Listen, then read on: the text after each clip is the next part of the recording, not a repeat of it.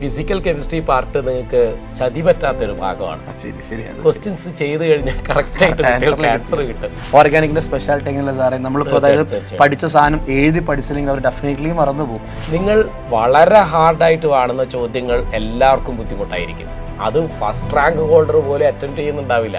മക്കളെ നീറ്റിന്റെ എക്സാം എടുത്ത് നോക്കുകയാണെങ്കിൽ ഒരു ചാപ്റ്ററിന് ഡയറക്റ്റ് ക്വസ്റ്റ്യൻസ് അങ്ങനെ കാണാറില്ലല്ലോ സാറേ. നമ്മൾ എല്ലാം കണക്ട് ചെയ്ത് കിടക്കുന്നതിൽ കാണാറ്. NCERT ടെക്സ്റ്റ് ബുക്ക് ഒരു വരി വിടാതെ കുട്ടി വായിച്ചാൽ കുട്ടിക്ക് എന്തായാലും ഫുൾ മാർക്ക് വാങ്ങാം.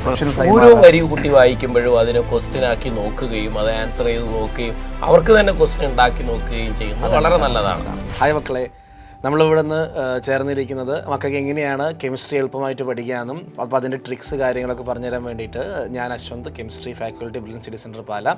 അതുവരെ നമ്മളിവിടെ വേൽമുരുകൻ സാറും കൂടെ വന്നിരിക്കുകയാണ്. സോ മക്കളെ, നമുക്ക് നമ്മളെ പ്രോഗ്രാമിലൂടെ സ്റ്റാർട്ട് ചെയ്യാം.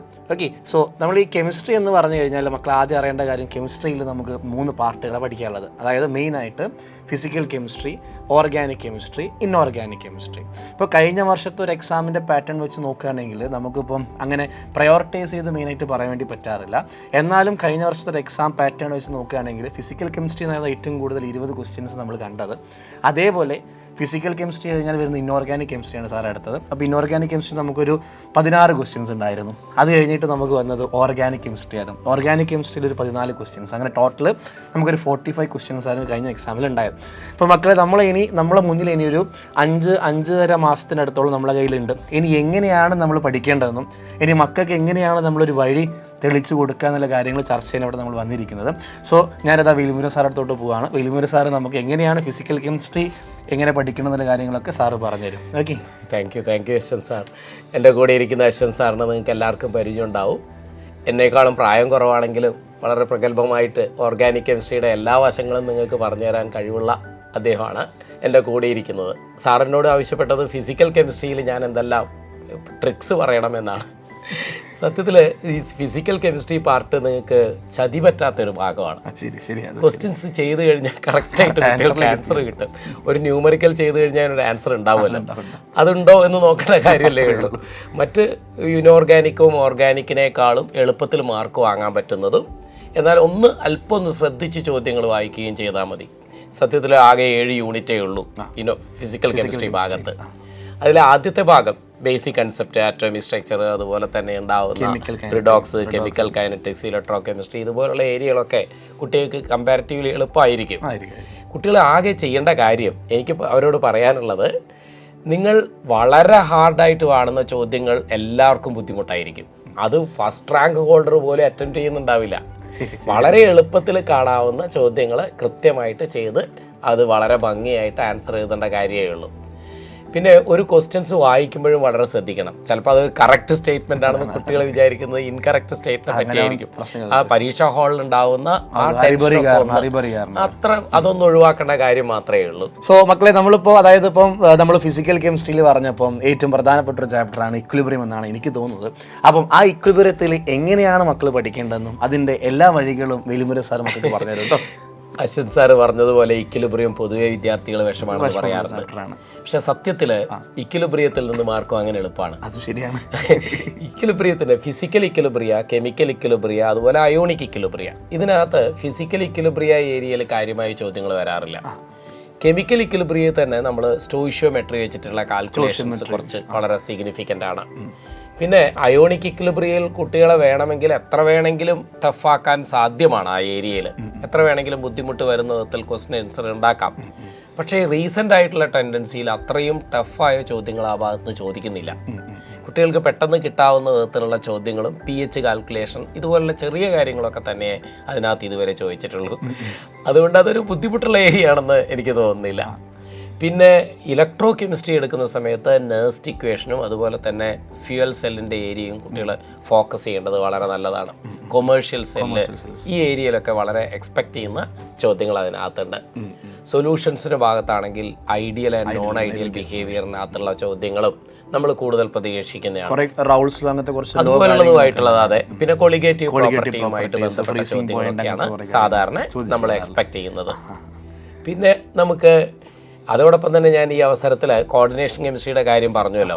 അതിനകത്ത് കോർഡിനേഷൻ കെമിസ്ട്രിയിൽ ക്രിസ്റ്റൽ ഫീൽഡ് തിയറിയിൽ ഒരു മുൻതൂക്കം കൊടുത്തുകൊണ്ട് വേണം കുട്ടികളെ നോക്കാൻ വേണ്ടിയിട്ട്. പിന്നെ ഐസോമറിസത്തിന്റെ ഏരിയയിൽ ഏതൊക്കെ കോംപ്ലക്സുകളാണ്, ഏതൊക്കെ തരം ഐസോമറിസം കാണിക്കുന്നത് എന്നീ ഏരിയയും കുട്ടികൾക്ക് ഓർത്തിരിക്കേണ്ടത് നല്ലതാണ്. എന്തായാലും നമുക്ക് അശ്വന്ത് സാറിനോട് വളരെ ഡീറ്റെയിൽ ആയിട്ട് ഓർഗാനിക് കെമിസ്ട്രിയുടെ ഭാഗങ്ങൾ കൂടി കേട്ടറിഞ്ഞിട്ട് നമുക്ക് ഇനി ഓർഗാനിക്കിലേക്ക് പോകാം. Okay sir. അപ്പോൾ നമുക്ക് ഓർഗാനിക് കെമിസ്ട്രി എന്ന് പറഞ്ഞു കഴിഞ്ഞാൽ മക്കളെ നമ്മൾ +1 +2 വെച്ച് നോക്കുകയാണെങ്കിൽ ടോട്ടൽ നമുക്ക് +1 +2 വരുന്നത് 19 ചാപ്റ്ററുകളാണ്. ആ 19 ചാപ്റ്ററിനകത്ത് 7 എണ്ണം ഫിസിക്കൽ കെമിസ്ട്രി എന്നും ബാക്കി വരുന്ന 5 എണ്ണം ഇൻഓർഗാനിക് കെമിസ്ട്രി എന്നും അടുത്തതാണ് നമ്മളെ ഓർഗാനിക് കെമിസ്ട്രി ആയ 9 ചാപ്റ്റേഴ്സ്. ഓക്കെ, ആ 9 ചാപ്റ്റർ എന്ന് പറഞ്ഞു കഴിഞ്ഞാൽ ഫസ്റ്റ് മക്കൾ കാണുന്ന chapter some basic techniques in organic chemistry ആണ്.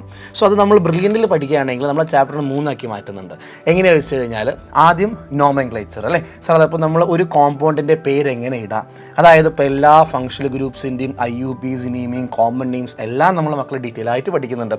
അപ്പോൾ മക്കൾ എപ്പോഴാണോ ഓർഗാനിക് കെമിസ്ട്രി പഠിച്ചു തുടങ്ങിയത് അന്ന് മുതൽ മക്കൾ എന്ത് ചെയ്യണം, എൻറ്റയർ മക്കളെ നീറ്റിൻ്റെ എക്സാമിൻ്റെ സമയം വരെ മക്കൾ എന്ത് ചെയ്യുക, ഓർഗാനിക് കെമിസ്ട്രീനെ കൂടെ കൂട്ടുക. അങ്ങനെ കൂട്ടിക്കഴിഞ്ഞാൽ മക്കൾക്ക് മാർക്ക് വരുന്ന രസം കാണാൻ വേണ്ടി പറ്റും. ഇനി മക്കളത് കൂടെ കൂട്ടിയില്ലെങ്കിൽ മക്കൾക്ക് എന്തായി മാറും, ചില സമയം മറന്നു പോകാൻ ചാൻസ് ഉണ്ട്. ഓർഗാനിക്കിൻ്റെ സ്പെഷ്യാലിറ്റി എങ്ങനെയല്ല സാറേ, നമ്മളിപ്പോൾ അതായത് പഠിച്ച സാധനം എഴുതി പഠിച്ചില്ലെങ്കിൽ അവർ ഡെഫിനറ്റ്ലി മറന്നു പോകും. അപ്പോൾ മക്കൾ എന്ത് ചെയ്യുക, എല്ലാ ദിവസവും എല്ലാ ഓർഗാനിക് ചാപ്റ്റേഴ്സും മക്കൾ ഓരോരോ ക്വസ്റ്റ്യൻസ് വെച്ച് ചെയ്ത് പഠിക്കുക.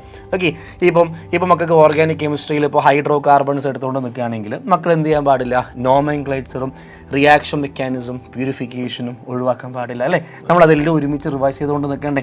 അതായത് അവർ ആ ഹൈഡ്രോ കാർബണിൽ എത്തണമെങ്കിൽ വേണ്ട സാധനങ്ങൾ നമ്മളിവിടെ കൊടുക്കുന്നുണ്ട്, നോമെൻക്ലേച്ചറിലും പറയുന്നുണ്ട്. അതേപോലെ reaction mechanism is the entire fundamental for our organic chemistry അല്ലേ സാറേ നമ്മൾ പറയാറ്. അതായത് ഇപ്പം ഒരു ഓർഗാനിക് പ്രൊഡക്റ്റ് എങ്ങനെ കിട്ടണം, A+B എങ്ങനെ AB ആയി മാറുന്നു എന്നുള്ള കാര്യം കൃത്യമായിട്ട് നമ്മളോട് പഠിപ്പിക്കുന്നുണ്ട്. അവരെ റിയാക്ഷൻ മെക്കാനിസത്ത് പഠിക്കുന്നുണ്ട്. ഇപ്പോൾ നമ്മൾ ആൽഡിഹൈഡ് കീറ്റോൺസ് എടുക്കുകയാണെങ്കിൽ, ആൽക്കോൾ ഫീനോൾ ഈതർ എടുക്കുകയാണെങ്കിൽ, അമീൻസ് എടുക്കുകയാണെങ്കിൽ, ബയോമോളിക്യൂൾസ് എടുക്കുകയാണെങ്കിൽ എല്ലാത്തിൻ്റെ റിയാക്ഷൻ്റെ മെക്കാനിസം നമ്മൾ ഓൾറെഡി അവരെ പഠിപ്പിക്കും അല്ലേ. +1 നമ്മളിപ്പോൾ റിയാക്ഷൻ മെക്കാനിസം ചാപ്റ്റർ നമ്മൾ പഠിപ്പിക്കാറുണ്ടാവല്ലേ അല്ലേ. അപ്പോൾ അത് കഴിഞ്ഞാൽ നമ്മൾ കാണുന്ന പ്യൂരിഫിക്കേഷനാണ്.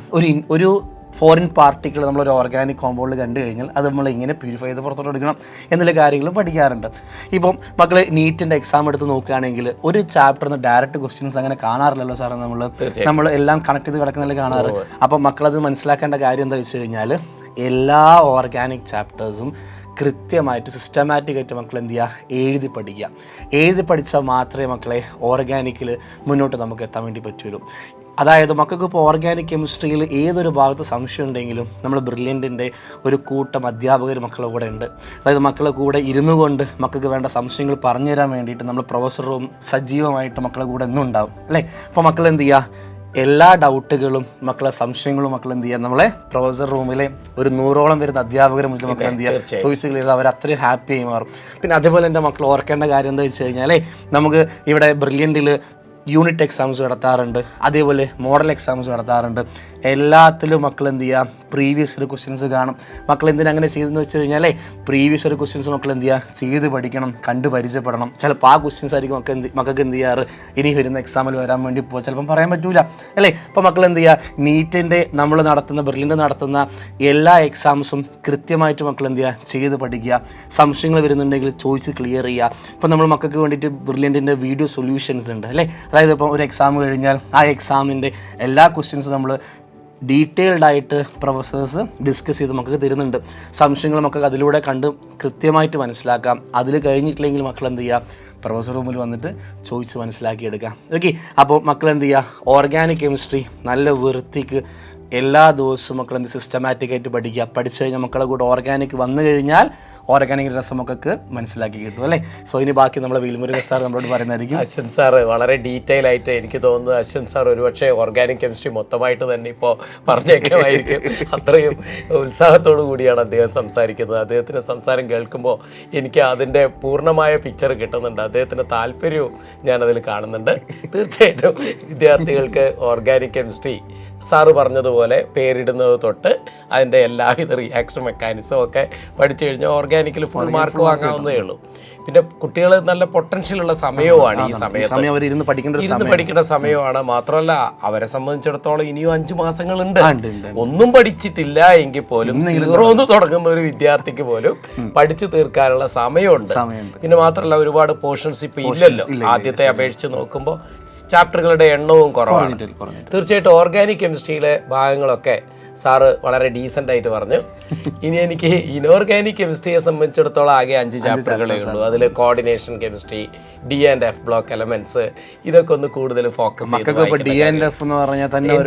ടെക്സ്റ്റ് ബുക്ക് ശരിക്കും വായിച്ചാൽ മതി.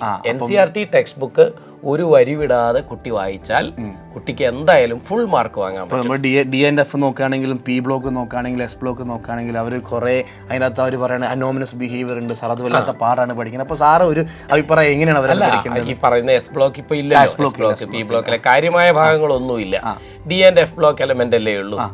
അതിലുള്ള ഒരു പീരിയോഡിസിറ്റി വെച്ചിട്ട്, അതായത് പീരിയോഡിക് ടേബിൾ ഫസ്റ്റ് ഇയർ കുട്ടികൾ പഠിക്കുമ്പോൾ അതിലെ പൊസിഷൻ, ഒരു എലമെന്റിന്റെ പൊസിഷൻ പീരിയോഡിക് ടേബിളിൽ എവിടെയാണെന്ന് അറിഞ്ഞാൽ തന്നെ കുട്ടിക്ക് ഒരുപാട് കാര്യങ്ങൾ അതിൽ നിന്ന് ഗസ് ചെയ്യാൻ സാധിക്കും. കുട്ടിക്ക് ടെക്സ്റ്റ് ബുക്കിലുള്ള കാര്യങ്ങൾ കൃത്യമായിട്ട് എഴുതി പഠിച്ചാൽ മതി.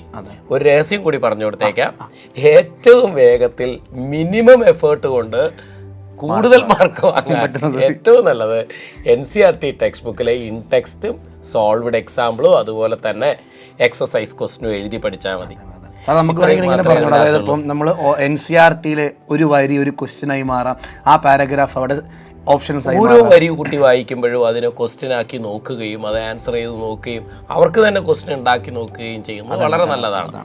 അധ്യാപകർ പോലും കാണാത്ത കാര്യങ്ങൾ കുട്ടിക്ക് ആ വരിയിലൂടെ കടന്നു പോകുമ്പോൾ കണ്ടെത്താനാവണം എന്നുള്ളതാണ് അത്ര ഇമ്പോർട്ടന്റ് ആണ് മക്കളെ ലൈഫിൽ NCERT എന്ന് പറഞ്ഞാൽ. സാർ ആദ്യം പറഞ്ഞതുപോലെ ബ്രില്യൻറ്റ് ഫാക്കൽറ്റീസ് മുഴുവനും അവരുടെ കൂടെയുണ്ട്. എല്ലാ വിദ്യാർത്ഥികൾക്കും, നമ്മളെ കേട്ടുകൊണ്ടിരിക്കുന്ന എല്ലാ വിദ്യാർത്ഥികൾക്കും നല്ലത് തരട്ടെ തീർച്ചയായിട്ടും. സോ നമുക്ക് ഇനി വരുന്ന ദിവസങ്ങൾ നമ്മളെ മുന്നിൽ 5 മാസം ഉണ്ടെന്ന് പറഞ്ഞു. ആ 5 മാസം ഇനി എൻ്റെ മക്കൾ എങ്ങനെയാണ് പഠിക്കേണ്ടെന്ന കാര്യങ്ങൾ വേലുമുരുകൻ സാർ മക്കളോട് ഒന്നും കൂടെ പറഞ്ഞ് ഓർമ്മിപ്പിച്ച് നമുക്ക് ഈ പരിപാടി നിർത്താം. കുട്ടികൾക്ക് നമ്മളെ ബ്രില്യൻറ്റ് സെന്ററിൽ നിന്ന് കിട്ടുന്ന ചോദ്യ പേപ്പറുകൾ കൃത്യമായിട്ട് ചെയ്യാം. സത്യത്തിലെ ഓരോ ക്വസ്റ്റ്യൻ പേപ്പറിന്റെയും പിറകിൽ നമ്മളെ ഫാക്കൽറ്റീസ് എടുക്കുന്ന എഫേർട്ട് വളരെ കൂടുതലാണ്. ക്വസ്റ്റ്യൻ പേപ്പർ ഉണ്ടാക്കാൻ വേണ്ടി അത് മാത്രമല്ല, അവരത് റിസർച്ച് ചെയ്യുന്നുണ്ട്. പല ടീച്ചേഴ്സും അവിടെ ഇരുന്ന് എങ്ങനെയൊക്കെ ക്വസ്റ്റ്യൻസ് മോഡിഫൈ ചെയ്ത് അതിന്റെ പിന്നിലുള്ള വർക്ക് ചെയ്യുന്ന അവരുടെ എഫേർട്ട് ഫുൾഫിൽ ആവണമെങ്കിൽ വിദ്യാർത്ഥികളും അതിൽ ഓരോ ക്വസ്റ്റ്യൻസും ഒരു പരീക്ഷ പോലും വിടാതെ എഴുതുകയും അതിലുള്ള വരുന്ന എററുകൾ അനലൈസ് ചെയ്യുകയും ചെയ്താൽ തന്നെ കുട്ടികൾക്ക് തീർച്ചയായിട്ടും അതിൽ അപ്പുറം ഒരു ക്വസ്റ്റ്യൻ പരീക്ഷയ്ക്ക് വരാൻ സാധ്യത വളരെ കുറവ് തന്നെയാണ്.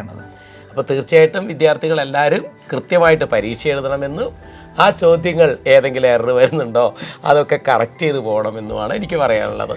അപ്പോൾ സാറ് പറഞ്ഞ പോലെ തന്നെ നമ്മൾ ബ്രില്യൻറ്റിൻ്റെ ഒരു എൻറ്റയർ ഫാക്കൾട്ടി ഇതിനു വേണ്ടി രാപ്പകലില്ലാണ്ട് കഷ്ടപ്പെട്ടുകൊണ്ടിരിക്കുകയാണ് മക്കൾക്ക് വേണ്ടിയിട്ട്. എന്ന് വെച്ച് കഴിഞ്ഞാൽ നമ്മൾ ഉണ്ടാക്കുന്ന ക്വസ്റ്റ്യൻ പേപ്പറിൽ മിനിമം എററും അതേപോലെ അവർക്ക് എങ്ങനെ പഠിക്കേണ്ട കാര്യങ്ങൾ മനസ്സിലാവാം എന്നുള്ള രീതിയിലെ ക്വസ്റ്റ്യൻ പേപ്പറാണ് നമ്മൾ സെറ്റ് ചെയ്ത് വെച്ചിരിക്കുന്നത്.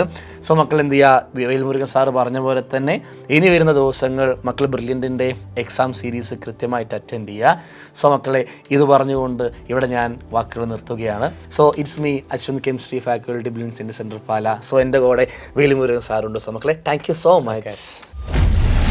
Brilliant Study Center, India's #1 coaching center for NEET and JEE.